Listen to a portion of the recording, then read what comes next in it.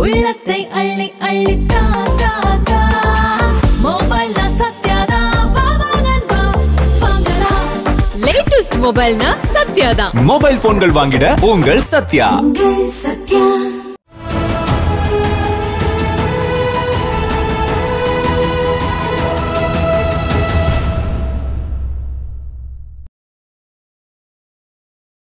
தமிழர் நேயர்களுக்கான வணக்கம். நம்மோடு திராவிட முன்னேற்ற கழகத்தின் செய்தி மக்கள் தொடர்பு பிரிவின் மாநில துணைத் தலைவர் திருமதி ஆண்டாள் பிரியதர்ஷினி இணைந்திருக்கிறார். வாருங்கள் அவரோட பேசலாம்.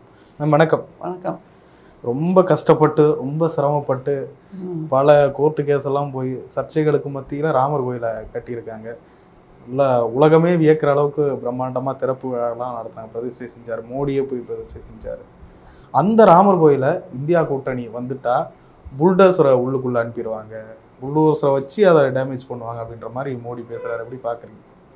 நம்ம திரும்ப நிறைய பேசியாச்சு. பிரதமர் மோடி எப்படி ஒரு உயரமான சிகரத்திலிருந்து கீழே விழுந்து இறங்கி பள்ளத்தாக்கில் போய் கிடக்கிறார் அப்படிங்கிறத. ஏன்னா ஒரு பிரதமர் பதவி என்பது இந்தியாவில் நம்ம ஒரு சிகரமாக பார்த்துட்ருக்கோம். எல்லாருமே அந்த மாதிரியான சிந்தனை உள்ளவர்கள் தான். ஆனால் திரும்ப பிரதமர் இப்படியாக ஒரு பரப்புரையை செய்யும்போது ரொம்ப வருத்தமாக இருக்குது. ஒரு கட்சியில் இருக்கிற கடைநிலை பேச்சாளர்னு ஒருத்தர் இருப்பார்ல, அவர் கூட இவ்வளோ மோசமாக பேச முடியுமாங்கிறது பெரிய சந்தேகம்தான். பலரையும் மிக மோசமான பேச்சுகளால் கைது செய்திருக்காங்க. நம்முடைய மோடி அவர்கள் மட்டும் பிரதமராக இல்லை என்றால் அந்த மாதிரி நிலை வந்திருக்கக்கூடும். ஏன்னா அந்த அளவுக்கு மத வெறுப்பு பிரச்சாரம், இஸ்லாமியர்கள் மீதான வெறுப்பு, சிறுபான்மையினரை கொச்சைப்படுத்துவது, இப்படி எல்லா விதத்தையும் பண்ணிகிட்டே இருக்காரு. நீங்கள் சொன்னீங்க உலகமே வியந்து பார்க்குற அளவுக்கு ஒரு ராமர் கோயில்னு. அதில் என்ன இருக்குது வியந்து பார்க்குறதுக்கு? ஒரு அமெரிக்கா இதை வியந்து பார்க்குமா? ஒரு ஜப்பான் இதை வியந்து பார்க்குமா? ஒரு சீனா இதை வியந்து பார்க்குமா? இல்லை ஒரு அபுதாபி இதை வியந்து பார்க்குமா?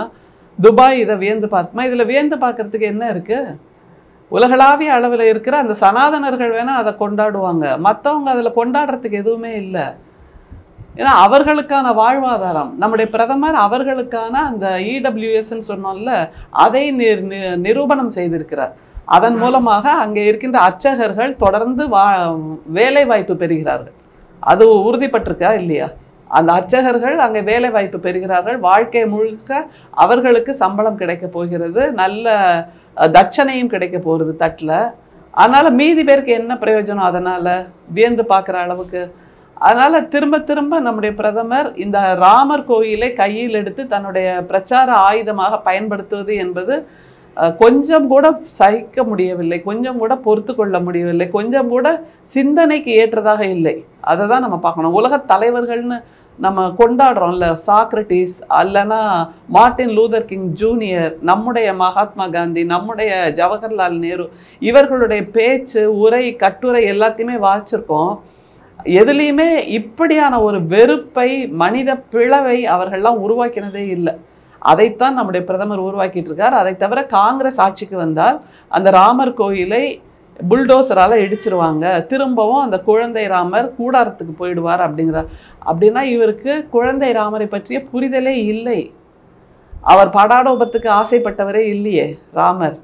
இல்லை, அன்றலர்ந்த தாமரை போல் இருந்தார்னு கம்பன் எழுதுவான். என்னன்னா பட்டாபிஷேகம் நீ மகுடம் சூட்ட வேண்டும் என்று சொன்ன போதும் அதே மனநிலை, காட்டுக்கு போன்னு சொன்னப்போ அதே மனநிலை ராமருக்கு இருந்தது. அதனால கோயிலில் வச்சாலும் ராமர் அதே மாதிரி தான் இருப்பார், கூடாரத்தில் கொண்டு போய் வச்சாலும் ராமரோட மனநிலை அப்படித்தான். அதை தவிர இன்னொன்று, இவர் சொல்லுகின்ற தெய்வத்தை தான் உலகமே கொண்டாட வேண்டும், உலகமே வணங்க வேண்டும்னு ஏன் ஒரு டாக்டிக்ஸை உருவாக்குறார்? இல்லை, இந்த ராமர் கோயிலை உருவாக்கியதற்கு பதிலாக ஒரு 10 தொழிற்சாலைகளை உருவாக்கியிருக்கலாம். எத்தனையோ ஆயிரக்கணக்கான பேர்களுக்கு வேலை வாய்ப்பு கிடைச்சிருக்கும். அதில் சாதி மத பாகுபாடு இல்லாமல் எல்லாருக்குமே வேலை கிடைச்சிருக்கும். அதையெல்லாம் விட்டுட்டு இடபிள்யூஎஸ்க்காக அல்லது சனாதனர்களுக்கு வேலை வாய்ப்பு கொடுப்பதற்காக நீங்கள் திரும்ப கோயிலை கட்டுறீங்க. இந்த கோயிலுக்குள்ள அந்த சனாதனர்களை தவிர மற்ற இந்துக்கள் உள்ளே போயிட முடியுமா? கருவறைக்குள்ளே போக முடியுமா? ஏன் நம்முடைய பிரதமரையே உள்ள விடலையே? கடந்த வாரம் நம்முடைய குடியரசுத் தலைவர் உள்ளே போகிறாங்க, அவங்களுக்காக ஒரு உற்சவர்னு சொல்லுவோம்ல, அது மாதிரி இன்னொரு ஐடலை உருவாக்கி, இன்னொரு சிலையை உருவாக்கி முன்னாடி வச்சு பின்னாடி ஒரு கர்டன் போட்டு மறைச்சிருந்தாங்க. இப்படியாக செய்பவர்கள் தான் சனாதனர்கள். அதை புரிஞ்சுக்கோங்கன்னு சொன்னால் புரிஞ்சுக்கவே மாட்டேங்கிறாரு.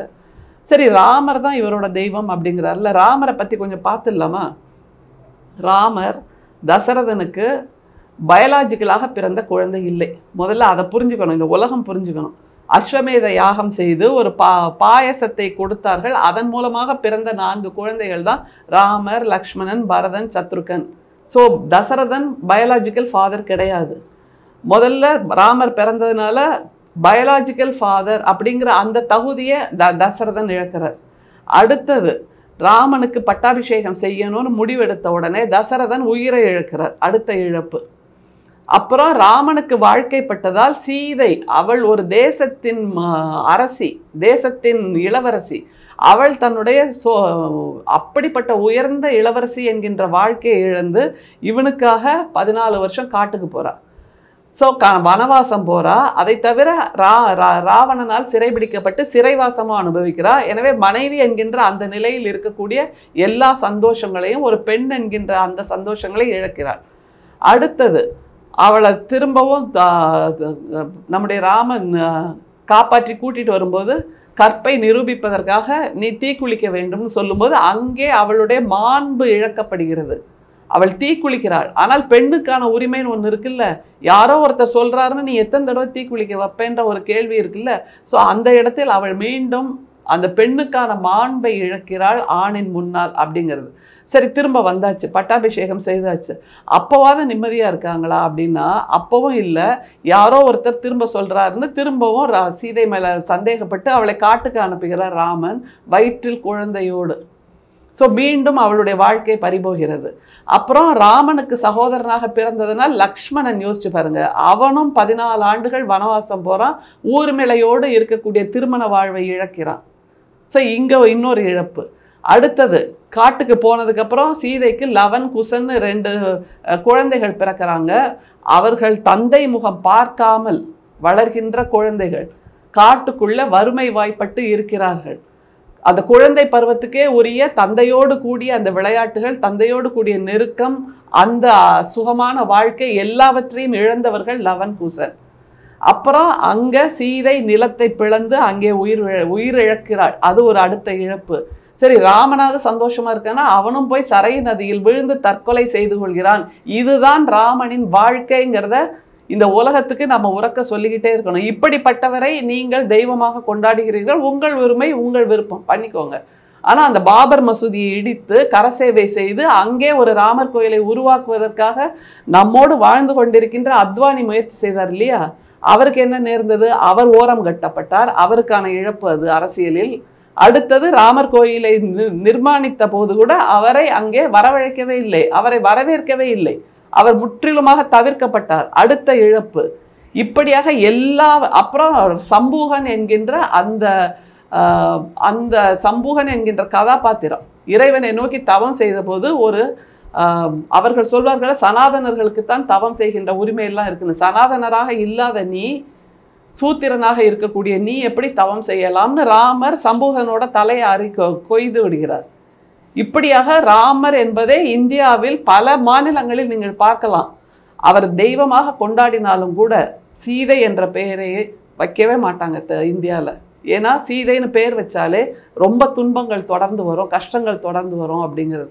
இப்போ கூட பாருங்க, ராமர் கோயில் திறந்ததுக்கப்புறம் எத்தனை பிரச்சனைகள் தொடர்ந்து வந்து கொண்டே இருக்கின்றன.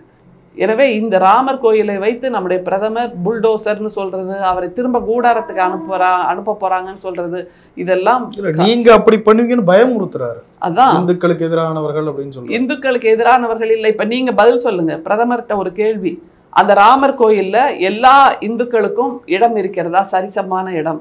உங்களுக்கே அங்க இடம் இல்லையே கருவறையில. பிராமணர் அல்லாத அவர்தான், பிராமணர் அல்லாதவர்களுக்கு அங்கே இடமே கிடையாது. இவர் தான் பிரதிஷ்டை பண்ணாரு. அப்போ அவருக்காக கொடுக்கப்பட்ட அந்த லைம் லைட், அவ்வளவுதான். அப்புறம் அவர் கோயிலுக்குள்ள போகும்போது கருவறைக்குள்ள விடவே இல்லை. நீங்க பார்த்திருப்பீங்க அந்த காட்சியெல்லாம். நம்முடைய குடியரசுத் தலைவர் அவங்களையே விடலையே பிரதிஷ்டை பண்ணும்போது. இப்போதானே நாக்பூர்லேருந்து செய்தி வந்தப்புறம் டேமேஜ் ஆகுது ரொம்ப நம்மளுடைய பரப்புரையெல்லாம், நீங்க போய் கும்பிட்டுட்டு வாங்கன்னு ஓடினாங்க அந்தம்மா. எனவே திரும்ப திரும்ப இந்த ராமரை வைத்து நம்முடைய பிரதமர் எந்த விதமான பரப்புரையும் செய்யலாம். ஆனால் கடைசியில் அவர் தன்னுடைய 10 ஆண்டு கால ஆட்சியில் செய்த நன்மைகளை சொல்ல தெரியவே இல்லை அவருக்கு. ஏன்னா செய்யவே இல்லை. பெண்களுக்கான நன்மைகளை சொல்கிறாருன்னா அதுவும் செய்யலை. இளைஞர்களுக்கு வேலைவாய்ப்பு இல்லாமல் தடுமாறி கொண்டிருக்கின்ற அந்த இளைஞர்கள் கூட்டம் என்பது இந்தியாவில் மிக அதிகம்னு உலக செய்தித்தாள்கள் எல்லாம் உறக்க பேசி கொண்டிருக்கின்றன. அவர்களுக்கு என்னவா செஞ்சியான்னு செய்யலை. 75 வயசில் இவர் பிரதமர் ஆகணுமா, ஆனால் 21 வயசுலேயே இளைஞர்கள் அந்த அக்னிபாத் திட்டத்திலேருந்து வீட்டுக்கு அனுப்பப்படுவாங்களாம், ரிட்டையர்மெண்ட் கொடுத்து. இது எந்த விதத்தில் நியாயம்? நீங்கள் 75 வயசுலேயும் உங்களுக்கு அதிகாரம் வேண்டும், உங்களுக்கு பதவி வேண்டும், உங்களுக்கு பிரதமர் பதவி வேண்டும். ஆனால் இளைஞர்கள், அதில் 21 வயசுங்கிறது துடிக்கின்ற வயசு. அவர்கள் வேலை பார்த்து சாதனைகள் செய்ய துடித்து கொண்டிருக்கின்ற வயசுல நீ வேலைக்கு லாயக்கில்லை, வீட்டுக்கு போகணும்னு சொன்னால் இது எப்படிப்பட்ட அநியாயம் என்பதை நினைத்து பார்க்க வேண்டும். இந்த மாதிரி தவறான கொள்கைகளை வைத்து கொண்டிருக்கின்ற பிரதமரால் வேறு எந்த ஆயுதத்தையும் எடுக்க முடியலன்னு ஒன்று மதத்தை எடுத்தார், சாதி எடுத்தார், சமயத்தை எடுத்தார், திரும்ப திரும்ப ராமர் கோயில் எடுத்துட்டு இருக்காரு. ராமரை துணைக்கு கூப்பிடுகிறார் பரப்புரைக்கு. ராமரும் கைவிட்டுட்டாரா, நான் வரலப்பா உன்னோட விளையாட்டுக்கெல்லாம் அப்படின்னு. உடனே என்ன பண்ணார் பிரதமர்? யமனை போய் கேட்டுட்டார். யமனை எப்போ கேட்டார்? எரும மாடுன்னு கதை சொன்னார்ல, அப்போ யமனை கூப்பிட்டுக்கிட்டார், நம்முடைய பரப்புரைக்கு வாங்க அப்படின்னு. கடைசியில் அதற்கும் மிக அதிகமாக எதிர்ப்பு வந்தபோது இப்போ அதையும் விட்டுட்டு தாலி சென்டிமெண்ட்டுக்கு வந்தார். அப்புறம் அதற்கும் எதிர்ப்புன்னு வந்தாச்சு. இப்படியாக அவர் போடுகின்ற பாலில் அவரே அவுட்டார். அதுதான் இதில் நம்ம பார்க்கணும். ஒரு பால் வருதுன்னு வைங்களேன், அது என்ன வேகத்தில் வருதோ அதை விட வேகமாக எதிர்பக்கத்தில் இருப்பவர்கள் அதை தடுப்பார்கள் இல்லையா? அந்த சிம்பிள் டாக்டிக்ஸ் அவருக்கு புரியவே இல்லை பாருங்க. இவர் நினச்சிட்டு இருக்காரு தான் போடுற பால் எல்லாம் கூகுளாக அங்கே போகுது அப்படின்ட்டு. இல்லை, அது எல்லாம் அவரை அவுட் ஆக்கிறதுக்கான பாலுங்கிறது இன்னும் கூட புரியலை. சொந்த காசில் சூனியம் வைக்கிற மாதிரின்னு ஒரு பழமொழி சொல்லுவாங்க, அந்த மாதிரி வச்சுக்கிட்டு இருக்கார் நம்முடைய பிரதமர். திரும்ப திரும்ப காங்கிரஸ் இந்த மாதிரியான பகுத்தறிவுக்கு ஒவ்வாத விஷயங்களை எந்த காலத்திலும் செய்ததில்லை. மோடின்னு சொன்ன உடனே நமக்கு நினைவு வருவது பாபர் மசூதி இடிப்பு அல்லது கோத்ரா சம்பவம். இந்த 2 மிக பெரும் கரும்புள்ளியிலிருந்து இவர்களை வெளியே கொண்டு வர முடியுமா? முடியாது. அதற்கு முன்னால் மகாத்மா காந்தியின் கொலை, இவர்களுடைய RSS சங் பரிவார் தான் செஞ்சது. அங்கே வளர்த்தெடுக்கப்பட்டவர் தான் கோட்சேங்கிறது எல்லாருக்கும் தெரியும். அதனால அவர் எங்களை சார்ந்தவர் இல்லைன்னு சொல்லவே முடியாது இவங்களால. அதனால இப்படிப்பட்ட ஒரு வன்முறையின் பின்புலமாக இருக்கக்கூடிய RSS சங் பரிவார் BJP-காரர்களுக்கு காங்கிரஸை பற்றி பேசுவதற்கு எந்த விதத்திலும் தகுதி கிடையாது. ஏனென்றால் 1947 நம்முடைய காங்கிரஸ் பிரதமர்கள் கொண்டு வந்த அந்த பொதுத்துறை நிறுவனங்களை எல்லாம் வித்து தீத்தாச்சு நம்முடைய பிரதமர் இந்த 10 ஆண்டு காலத்தில். அதனால் கோயிலை நீங்கள் திரும்ப திரும்ப பேச வேண்டாம், எங்களுக்கு சலிச்சு போச்சு. அவங்க இன்னொன்னு சொல்றாங்க, புல்டோசரை ராமர் கோயிலுக்கு அனுப்பிடுவாங்கன்னு சொல்லிட்டு மோடி இன்னொரு ஸ்டேட்மெண்ட் சொல்றாரு, யோகி ஆதித்யநாத்துக்கு புல்டோசரை எங்க அனுப்பணும்னு தெரியும். அதோட எப்படி புரிஞ்சுக்கிறது? இதுதான் நான் இதை தானே சொன்னேன், வன்முறையும் சாதியும் தான் இவர்களுடைய அடையாளம். இவங்களோட 2 கண்ணே இதுதான். இது இல்லாம கோட்சேவை என்ன சொன்ன, அந்த வன்முறை, இவர்களுடைய கலாச்சாரம், இவர்களுடைய பின்புலம், இவர்களுடைய கருத்தியல், இவர்களுடைய RSS வழித்தோன்றல்கள் எல்லாமே இந்த 2 விஷயம்தான் அவங்களுக்கு திரும்ப திரும்ப விஷ ஊசியாக உடம்புக்குள்ள ஏற்றப்பட்டு கொண்டே இருக்கும். அதனால புல்டோசரை எங்க அனுப்பணும்னு யோகிக்கு தெரியும். அப்படின்னா இவர் என்ன சொல்ல வருகிறார்? நிம்மதியாக மக்கள் வாழக்கூடாது, அவங்க நிம்மதியாக வாழ்ந்துட்டாங்கன்னா இவர்களுடைய அரசியலை செய்ய முடியாமல் போயிடும் அப்படிங்கிறாரா? அதே மாதிரி புல்டோசர் அரசாங்கம் என்பது உத்தரப்பிரதேசத்தில் யோகி அவர்கள் செய்து கொண்டிருக்கிறார்கள். எதுக்கெடுத்தாலும் புல்டோசர். எளியவர்கள் வீட்டையெல்லாம் போய் புல்டோசரால் அடித்து நொறுக்கிறதுங்கிற அந்த வன்முறை கலாச்சாரத்தை இவர் கொண்டாடுகிறார் என்றால் எப்படிப்பட்ட ஒரு மிக மோசமான மனநிலையில் நம்முடைய பிரதமர் இருக்கிறாங்கிறத நினைச்சு பாருங்க. அப்ப டபுள் என்ஜின் சர்க்கார்னு நீங்க கொண்டாடுறதெல்லாம் இந்த மாதிரி புல்டோசரால எளிய மக்களை துன்புறுத்துவதற்காகத்தானா? அவர்களுடைய குடிசைகளை, அவர்களுடைய கூரைகளை இடித்து நொறுக்குவதற்காகத்தானா? இல்ல, அப்படியே அந்த எளிய மக்கள் யாருமே அவர்களுக்கு இல்லை, அவர்களுக்கு சார்பாக பேசுவதற்கு என்னும்போது அவர்களையெல்லாம் நீ அடிச்சு நொறுக்கிடு அப்படின்னு ஒரு அச்சுறுத்தல் வாழ்க்கையை கொடுத்து கொண்டிருக்கிறார்கள். நீ எதிர்த்து நின்று கேட்பியா? வா, உன் வீட்டை இடிக்கிறேங்கிறதான் ஒரு நல்ல அரசாட்சியா? அப்புறம் எதுக்கு நீங்க கோயில் கட்டுறீங்க, எதுக்கு சாமியை கும்பிடுறீங்க, எதுக்கு பூஜை பண்றீங்க? அந்த விழுமியங்கள்லாம் வரவே இல்லையே. சாமியை கும்பிடுறோம், பூஜை பண்றோம் அப்படின்னா அதன் மூலமாக மனசு தூய்மையாக ஆகியிருக்கணும்ல. அப்போ நீங்கள் காவி வேட்டி கட்டுறது ஒரு நாடகமா, வேஷமா, அல்லது கோயிலுக்கு போகிறது ஒரு வேஷமா? அப்போ கோயிலுக்கு போகாமே நல்லவங்களா இருக்கிறது எவ்வளோ பரவாயில்லையே. அப்படியான மக்கள் இந்தியாவில் எவ்வளோ பேர் இருக்காங்க. உழைப்பை தவிர வேறு எந்த தெய்வத்தையும் கும்பிடாதவர்கள். உழைக்கின்ற போது வருகின்ற வேர்வை தான் அவர்களுக்கான பன்னீர், அவர்களுக்கான தீர்த்தம். வயிற்றில் எரிகின்ற பசி நெருப்பு தான் அவர்கள் காட்டுகின்ற ஆரத்தி. இப்படியான இந்திய மக்கள் எவ்வளோ பேர் இருக்காங்க. அதை விட்டுட்டு நீங்கள் பண்ணுற இந்த நாடகம் இருக்குல்ல, இதை போய் பக்தின்னு சொன்னால் நாங்கள் ஏற்றுக்கவே மாட்டோம்.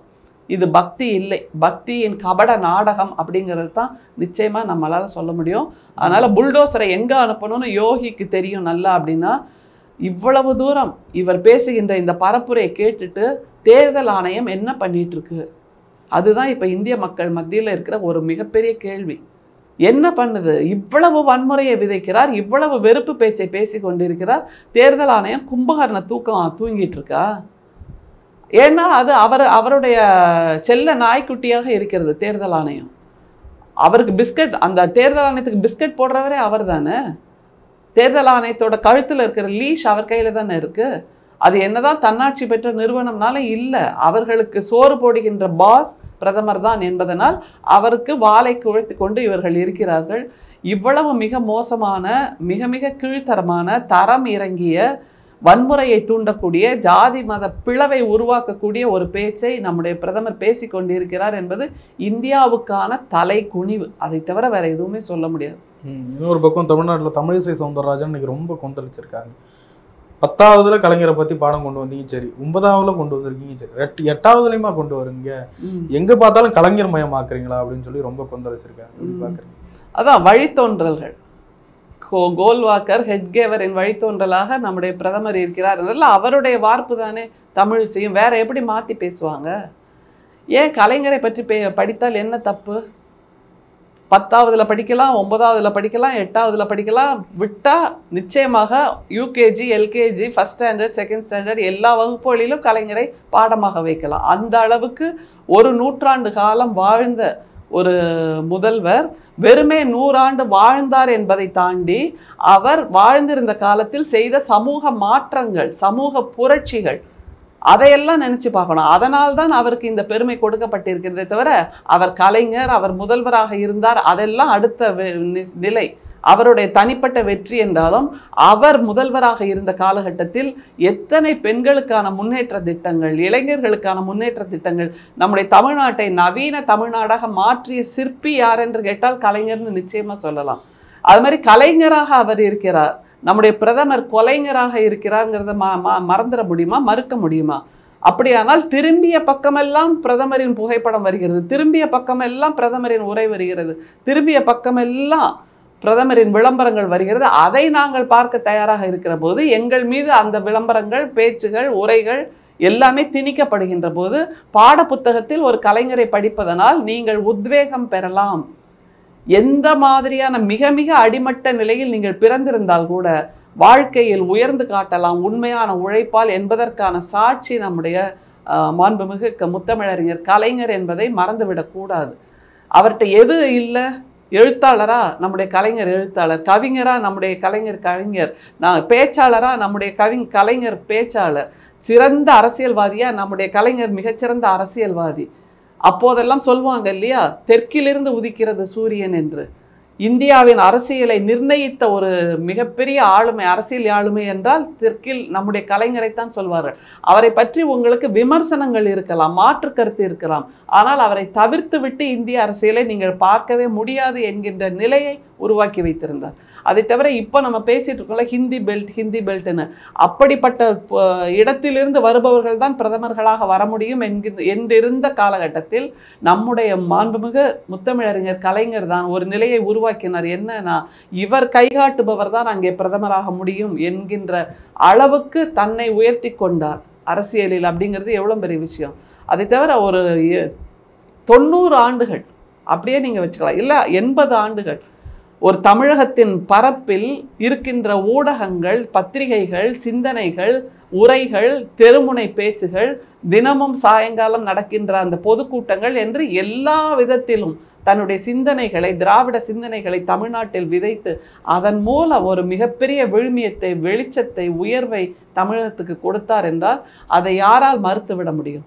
அதனால் நிச்சயமாக கலைஞரை பாடமாக படிப்பது என்பது நம்மை நாமே உயர்த்தி கொள்வது, நாம் உத்வேகம் பெறுவது. அப்படிப்பட்ட கலைஞரில் 100 முகமாக அவர் இருக்கிறார். பேச்சாளர், கவிஞர், எழுத்தாளர், பத்திரிகையாளர், அரசியல்வாதி, இப்படி திரைப்பட கலைஞர், திரைப்பட பாடலாசிரியர், திரைப்பட வசனகர்த்தா, இப்படி எதை எடுத்தாலும் நீங்கள் ஆமாம் அவர்தான் செய்தார் என்று சொல்லலாம். அப்படி நீங்கள் யாராகவே உருவாக விரும்புகிறீர்களோ அப்படிப்பட்ட ஒரு இன்ஸ்பிரேஷன், ஒரு உள்ளுணர்வை, ஒரு உத்வேகத்தை அவருடைய வாழ்க்கையிலிருந்து நாம் பெற்றுக்கொள்ளலாம் என்பதனால் நிச்சயமாக கலைஞர் என்பவர் பாடமாக படிக்க வேண்டிய ஒரு ஆளுமை என்பதில் எங்களுக்கு எந்த விதமான மாற்று கருத்தும் இல்லை. தமிழிசைக்கு வேண்டுமானால் இருக்கலாம், அவர் வழக்கம் போல் மோடி அவர்களை, பிரதமர் அவர்களை துதிபாடி கொண்டிருக்கலாம். எங்களுக்கு அதை பற்றியும் எந்த கவலையும் இல்லை. தமிழிசை இன்னொரு விஷயத்துக்கும் கொதிக்கிறாங்க. இளங்கோவன் அவர்கள் இந்த ஆட்சியை காமராஜர் ஆட்சி அப்படின்னு சொல்லிட்டாங்களா? எப்படி காமராஜர் ஆட்சின்னு சொல்லலாம்? இவ்வளவு கேவலப்படுத்துறீங்க அப்படின்ற எப்படி காமராஜரை தான் நம்முடைய தமிழ்நாட்டில் கல்விக்கண் திறந்த காமராஜர்னு சொல்லுவோம். கல்வியை எல்லோருக்குமானதாக மாற்றியது பெரும்பங்கு நம்முடைய காமராஜருக்கு இருக்கிறது.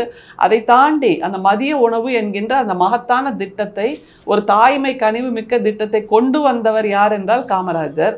இப்போ அதே மாதிரி இன்னைக்கு நீங்கள் செய்தியில் பார்த்துருப்பீங்க, அரசு பள்ளிகளில் மாணவர்களை சேர்ப்பதற்கு கூட்டம் அலைமோதி கொண்டிருக்கிறது. அப்படிங்கிற அளவுக்கு அரசு பள்ளிகளில் புரட்சியை செய்திருக்கிறார் நம்முடைய மாண்புமிகு முதல்வர் அவர்கள் என்னும்போது நிச்சயமாக இது காமராஜர் ஆட்சி தான் என்பதில் எந்த விதமான மாற்று கருத்தும் இல்லை. அதே மாதிரி காமராஜர் அவர்கள் மதிய உணவு கொடுத்தார் என்பதை போல் நம்முடைய முதல்வர் அவர்கள் காலை உணவு, பள்ளிக்கூடத்தில் வருகின்ற அந்த அரசு பள்ளியில் படிக்கின்ற குழந்தைகள் மிக எளிமையான பின்னணியிலிருந்து வருவாங்கப்பா. நம்முடைய தமிழிசை ஒரு மருத்துவராக இருக்கலாம், மிக உயர்ந்த செல்வ செழிப்பில் இருக்கலாம், ஆனால் அவங்க கீழ்மட்டத்தில் இருக்கக்கூடிய அந்த எளிய மக்களோட குழந்தைகள் எப்படிப்பட்ட வயிற்று பசியோடு பள்ளிக்கூடத்திற்கு வருகிறார்கள், எப்படிப்பட்ட வாழ்க்கை சூழலில் வாழ்ந்து கொண்டிருக்கிறார்கள்ங்கிறது ஒரு பெண்ணாக இருந்தும் கூட தமிழிசைக்கு புரியல. ஆனால் இது எல்லாவற்றையும் புரிந்தவர் நம்முடைய முதல்வர். அதனால்தான் அவர் காலை உணவு திட்டத்தை கொண்டு வந்திருக்கார். ஆனால் பள்ளிக்கூடங்கள் இன்றைக்கு தமிழ்நாட்டில் மிக பெரும் மறுமலர்ச்சியை பெறுகின்றன. ஒரு ரெனசான்ஸ் அண்ட் ரெஃபர்மேஷன் அப்படின்னு சொல்லலாம். அந்த அளவுக்கு உருவாக்கி இருக்கிறார் நம்முடைய முதல்வர் என்னும்போது நிச்சயமாக கல்விக்கண் திறந்த காமராஜரை கொண்டாடுவதை போல் நம்முடைய முதல்வர் அவர்களையும் நாம் கொண்டாட வேண்டும். அதில் எந்த விதமான மாற்று கருத்தும் இல்லை. தமிழிசை அவர்கள் ஒரு செல்வ சீமாட்டி. அதனால் அவங்களுக்கு இந்த குழந்தைகளோட வலி, பசி, அவர்களுடைய எளிய பின்னணி, அவர்களுடைய அம்மாவும் அப்பாவும் எப்படி கூலி வேலைக்கு ஓட வேண்டிய கட்டாயத்தில் இருக்கிறார்கள், வீட்டில் உட்கார்ந்து அந்த குழந்தைகளுக்கு ஏதாவது சமைச்சு கொடுக்குற அளவுக்கு கூட அவங்களுக்கு வாழ்க்கை சூழல் இல்லை என்கின்ற நிலையை புரியாதவராக இருக்கலாம். ஆனால் நம்முடைய முதல்வர் அதையெல்லாம் புரிந்து தான் காலையில் நீ ஸ்கூலுக்கு வரியா, வாப்பா வாமா, வந்து புத்தகத்தை திறந்து படிக்கிறதுக்கு முன்னாடி தட்டை வச்சு சாப்பிடு முதல்ல அப்படின்னு கொடுக்குறாங்கன்னா கிராமப்புறங்களுக்கெல்லாம் தமிழிசை போய் பார்க்கணும். அதையெல்லாம் பார்க்காம இப்போ அவங்க 2 மாநில முதல்வராக, 2 மாநில ஆளுநராக வேற இருந்து அந்த ஒரு என்ன சொல்கிறது, ஒரு பால்கனி வாழ்க்கையை வாழ்ந்துட்டாங்கல்ல. மக்களோடு கலந்து பழகின்ற வாழ்க்கை அவங்களுக்கு இல்லாமல் போயிடுச்சு இல்லை. அதனால் அவங்களுக்கு தெரியலை. ஆனால் பரப்புரைக்கெல்லாம் போனப்போ நான் போய் பார்த்தது எல்லாமே குழந்தைகள் மிக ஆர்வமாக பள்ளிக்கு ஓடுகிறார்கள். இப்போ முந்தையெல்லாம் பள்ளிக்கு போகணும் அப்படின்னா ஐயோ வேண்டாமான்னு சொன்ன அந்த குழந்தைகள் நாங்கள் ஸ்கூலுக்கு போகிறோமான்னு மிக ஆர்வமாக ஓடுகிறார்கள். அந்த தாய்மார்கள் கையை பிடிச்சிக்கிட்டு என்ன தெரியுமா சொல்கிறாங்க, முந்தையெல்லாம் என் பிள்ளை சாப்பிட்டானோ இல்லையோன்னு பதைப்பதைப்பாக இருக்குமா, வெளியில் போனால் வேலைக்கு போனால் எங்களுக்கு ஒரு வாய் கஞ்சி குடிக்க மனசு வராது, ஏன்னா என் புள்ள சாப்பிடாம போயிட்டான்னு பரிதவிப்பாக இருக்கும். இப்போ எங்களுக்கு அந்த பிரச்சனையே இல்லை. நம்முடைய முதல்வர் அவர்கள் ரொம்ப அழகாக விதவிதமாக சாப்பாடு கொடுக்குறார் காலையில் அப்படின்ட்டு சொல்லும்போது இந்த வார்த்தையை நீங்கள் இந்தியாவில் வேறு எந்த இடத்துலையும் கேட்க முடியாது. அதிலும் குறிப்பாக இவர்களுடைய தலைவர் சொல்வார் இல்லையா, பிரதமர், டபுள் என்ஜின் சர்க்கார் இருக்கக்கூடிய மாநிலங்களில் மிகச்சிறப்பாக இருக்கும் அப்படின்னு. அது மாதிரி மாநிலங்களில் கூட இந்த காலை உணவு திட்டம் இல்லையே. நீங்கள் டபுள் என்ஜின் சர்க்கார் இருக்கக்கூடிய மாநிலங்களில் சிறப்பான ஆட்சி இருக்குன்னு சொல்கிறாங்கல்ல, அந்த இடத்துல கூட காலை உணவு திட்டம் இல்லையே. அப்படிங்கும்போது கல்வி கண்ணை நம்முடைய முதல்வர் தான் திறந்திருக்கிறார். நம்முடைய முதல்வர் 2வது காமராஜர் என்று சொல்வது எந்த விதமான சந்தேகமும் வேண்டாம், நமக்கு கிடையாது. தமிழிசைக்கு இருக்குமானா அவங்க ஒவ்வொரு ஸ்கூலாக போய் பார்த்துட்டு வரட்டும். அப்புறம் மிக சமீபத்தில் டபுள் என்ஜின் சர்க்கார் உத்தரப்பிரதேசத்தில் நீங்கள் பார்த்துருப்பீங்க, பரீட்சையில் அந்த மாணவர் ஜெய் ஸ்ரீராம் ஜெய் ஸ்ரீராம்னு எழுதி வச்சாராம் பதில் தெரியாமல். அந்த மாதிரி ஜெய் ஸ்ரீராம்னு எழுதின பையனோட மார்க்கை பாஸ் மார்க் போட்டிருக்கார் அந்த ஆசிரியர். இதை ஆர்டிஐ மூலமாக கண்டுபிடிச்சு அந்த மாணவனுக்கும் தண்டனை கொடுக்கப்பட்டிருக்கிறது, பாஸ் மார்க் போட்ட ஆசிரியருக்கும் தண்டனை கொடுக்கப்பட்டிருக்கு. இந்த அழகுல தான் இவங்களோட டபுள் என்ஜின் சர்க்கார் இருக்கின்ற அந்த மாநிலங்களில் பள்ளிகள் இருக்கின்றன. ஆனால் தமிழ்நாட்டில் அப்படி இல்லை. நீங்களே பார்த்தீங்க, சமீபத்தில் அந்த +2 ரிசல்ட் வந்ததில்லை, எத்தனை அரசு பள்ளி மாணவர்கள் முதல் நிலை பெற்றிருந்தார்கள். எல்லாம் நம்முடைய தமிழ்நாட்டில் இருக்கின்ற அரசு பள்ளி ஆசிரியர்களுடைய உழைப்பு, அவர்களுக்கு நம்முடைய மாண்புமிகு முதல்வர் அவர்கள் கொடுத்து கொண்டிருக்கின்ற உற்சாகம். அது மாதிரி நம்முடைய அரசு பள்ளி மாணவர்கள் வெளிநாடுகளுக்கெல்லாம் டூர் போயிட்டு வந்திருக்காங்கப்பா அரசு சார்பாக. இதெல்லாம் நினச்சி பார்க்க முடியுமா? ஸ்கூல் படிக்கிறப்போ ஜப்பான் போகிறதும் சைனா போகிறதும் வெளிநாடுக்கு போகிறதும் எங்கேயாவது நடக்குமா? ஆனால் நம்முடைய தமிழ்நாட்டில் அது சாத்தியமாகி இருக்கிறது என்றால் நிச்சயமாக நம்முடைய மாண்புமிகு முதல்வர் அவர்கள் கல்விக்கண் திறந்தவர் என்பதில் எந்த விதமான ஐயமும் கிடையாது. நிறைய விஷயங்களை பகிர்ந்து கொடுங்க. நன்றி. நன்றிப்பா. உள்ளத்தை அள்ளி அள்ளி தா தா தா மொபைல்னா சத்யாதா வாவா நண்பா வாங்கலாம். லேட்டஸ்ட் மொபைல்னா சத்யாதான். மொபைல் போன்கள் வாங்கிட உங்கள் சத்யா. உங்கள் சத்யா.